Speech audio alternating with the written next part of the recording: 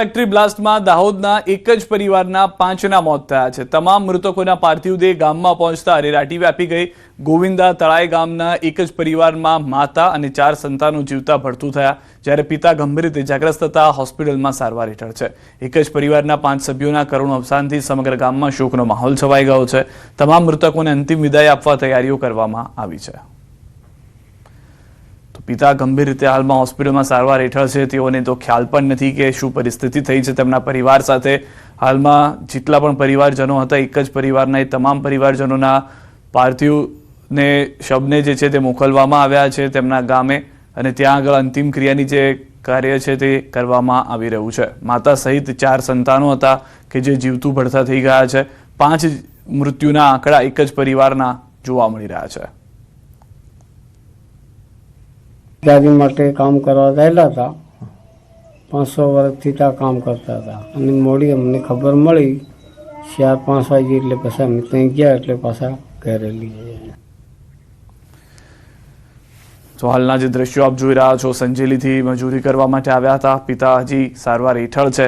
4 સંતાનો અને માતાની અંતિમ ક્રિયાના દ્રશ્યો અમે આપને બતાવી રહ્યા છે। જે ફટાકડા બ્લાસ્ટ થયો હતો જેમાં સૌથી મોટી વાત એ પણ જાણવા મળી છે કે તમામ જે ધંધો હતો તે ગેરકાયદેસર રીતે ચલાવવામાં આવતો હતો। સેફટી પ્રોટેક્શન્સની જે વાત હતી તે અહીંયા આગળ શૂન્ય જોવા મળી હતી। જવાબદાર કોણ છે એ 4 જે હાલમાં અલગ અલગ દ્રશ્યોથી સવાલ ઊભા કરી રહ્યા છે।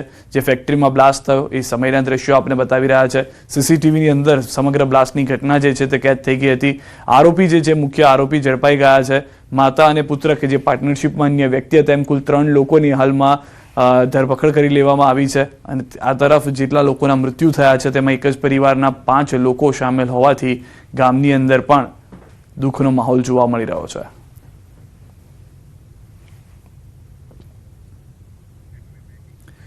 તો અમદાવાદના રામોલમાં ગત રોજ રોડ પર ફટાકડાની ફેક્ટરીમાં થયેલા પ્રચંડ બ્લાસ્ટ મામલે પોલીસે કાર્યવાહી તેજ કરી છે। ઘટનામાં 9 લોકોના મોત અને 6 લોકો ઇજાગ્રસ્ત થયા બાદ પોલીસે મુખ્ય આરોપી મેહુલ ડોડિયા સહિત તેની માતા રમીલાબેન અને ભાગીદાર સાદિક સૈયદની ધરપકડ કરી છે।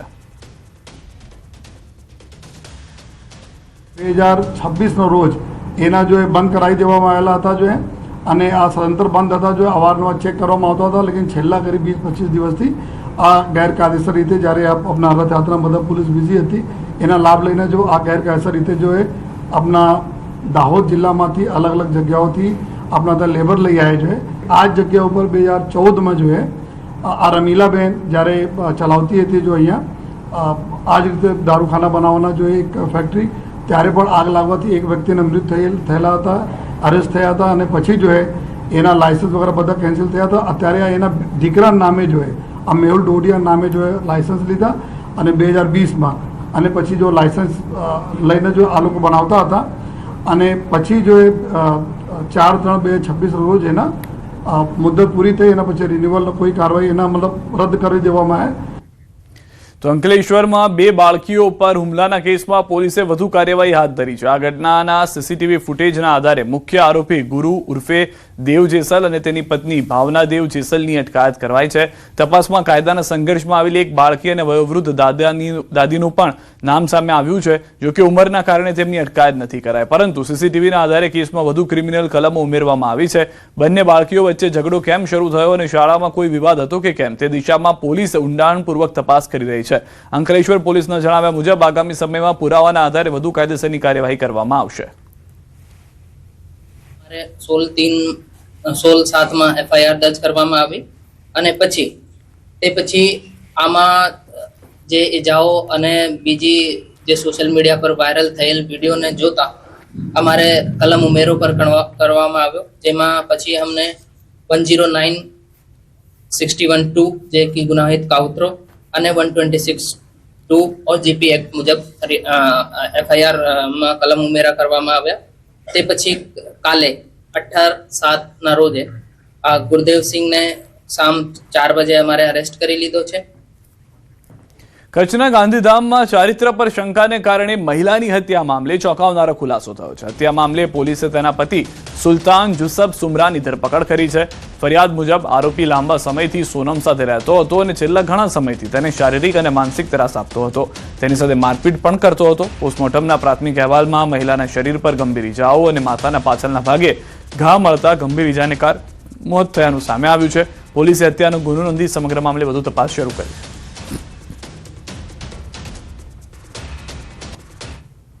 પોલીસને બાતમી મળેલી કે આરોપી દ્વારા પોતાની પત્નીને માર મારીને એમનું મોત નિપજાવેલ છે અને એની લાશની અંતિમ વિધિ કરવાની પેરવીમાં છે. જે માહિતી પોલીસને તાત્કાલિક મળતા પોલીસે ઘટના સ્થળે પહોંચી અને લાશનું ફોરેન્સિક પીએમ કરેલ. પોલીસ દ્વારા આરોપીની અટક કરવામાં આવી છે. તો આ આરોપી દ્વારા પોતાની પત્નીના ચારિત્ર ઉપર શંકા રાખીને અવારનવાર એમની સાથે ઝઘડા કરવા હતા અને છેલ્લે તેમની ઉપર વધારે શકના આધારે એમનું પટ્ટા વડે માર મારીને એમનું મોત નિપજાવેલ હતું. મોરબીના ટંકારા તાલુકાના ધુંધડા ગામ નજીક આવેલ ઓમ બિરલા બંગલોમાં ચાલતા જુગારધામ પર રેડ કરવામાં આવી. સ્થાનિક પોલીસને ઊંઘતી રાખી બોર્ડર રેન્જ ભુજ ટીમે રેડ કરી 9 જુગારીઓને ઝડપી પાડ્યા.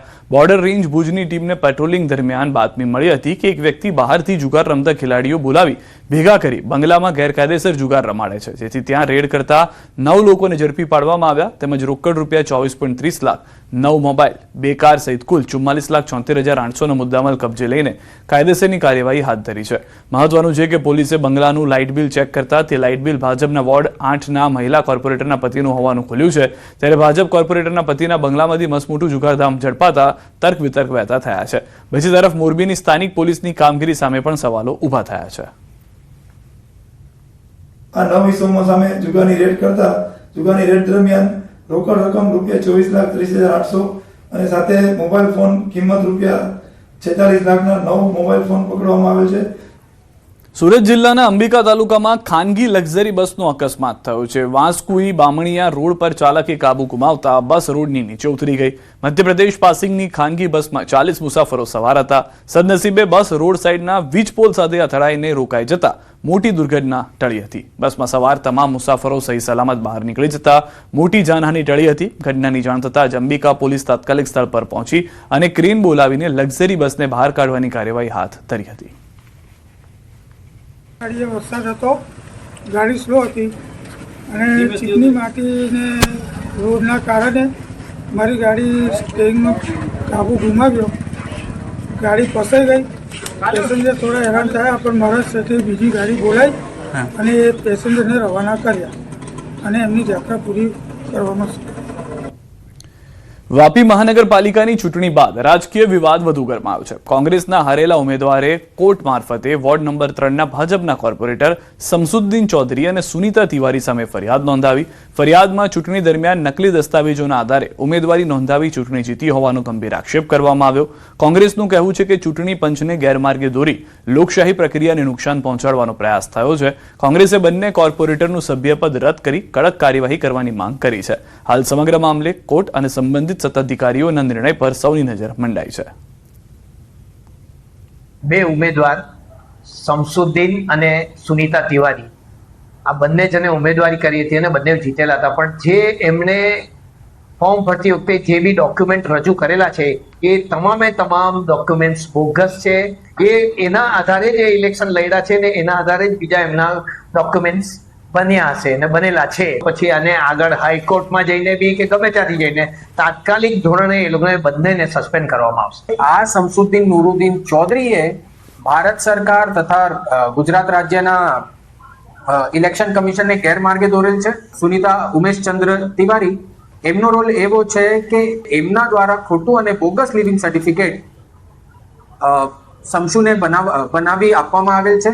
એમના સ્કૂલથી બનાવી આપવામાં આવેલ છે અને પ્રધાનાચાર્ય એલસીમાં પણ એમના દ્વારા સહી કરવામાં આવી છે.